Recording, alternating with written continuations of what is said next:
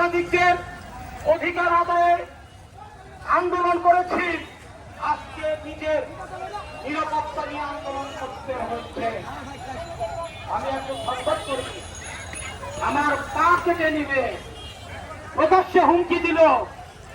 যেভাবে লিখিত ডকুমেন্টস রয়েছে, আমি যে আমাকে যে মোবাইলে মেসেঞ্জারে এসে হত্যার হুমকি দিয়েছে, আমার পা কেটে নিবে, এটা সে বলেছে। আমি দেখাচ্ছি আপনাদেরকে, সেটা দেখেন,